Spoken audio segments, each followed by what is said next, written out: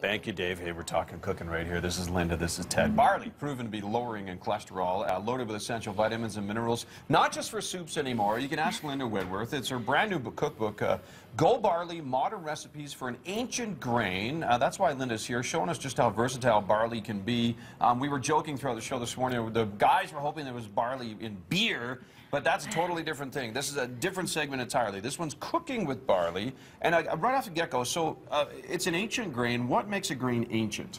It has been used in recorded history for more than 10,000 years. 10,000? 10,000 years. So, wow. So that's what makes it an ancient grain. But what's more important is it's locally grown. It is? Oh, it's Alberta. Is. Okay, great. It's an Alberta product. Cool.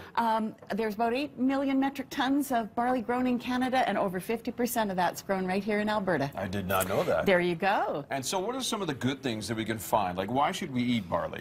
It's a whole grain. It has soluble fiber throughout the whole grain and insoluble fiber. So the soluble fiber is what helps to lower your cholesterol. Sure. And then all the fiber in it helps to keep you full longer. Yeah. So it's great if you're trying to lose weight. Yeah. Because if you're trying to lose weight, it keeps you full and you don't have those rises in your blood sugar and then the massive falls, you know, where you need to eat something. Yeah, sure. So it's really good for that. And that is the other thing, is it levels your blood glucose. So it's really good for diabetics because it keeps their sugar levels even throughout the day. So those are some of the really great attributes about barley.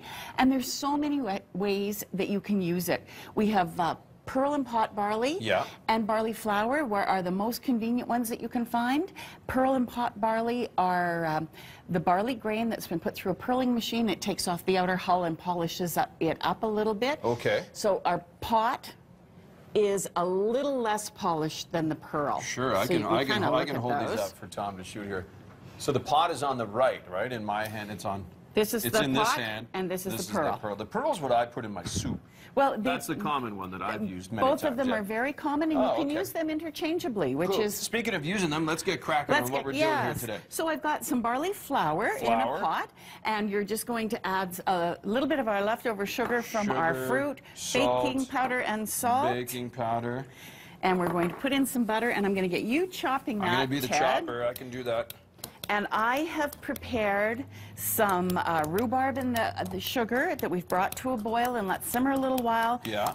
I've just stirred in our raspberries. We don't want to do them too much because we want them to stay looking like raspberries. Yeah, you don't want them to look all bad. And I'm going to put them in a baking pan. And our recipe calls for a round baking pan, but round or square, about a 9-inch baking pan works wonderful. Okay. This is our rhubarb raspberry cobbler from our book, Go Barley, Modern Recipes for an Ancient Grain. And we're so excited. It's available in bookstores right now all across the city. Yes. And here, I'll give that a little mix. Thanks.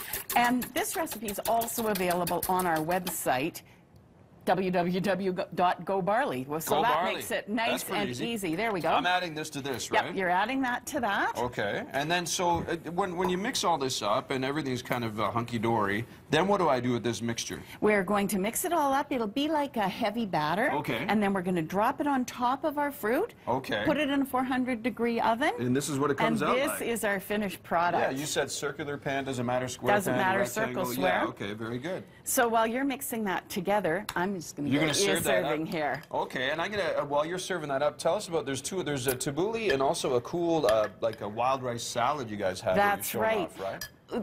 As you mentioned at the start, lots of people think of beef barley soup, so we want people to look at some of the other things. And barley's wonderful in salads, so that's our barley tabbouleh and our barley wild rice and fruit salad. Very colorful, too.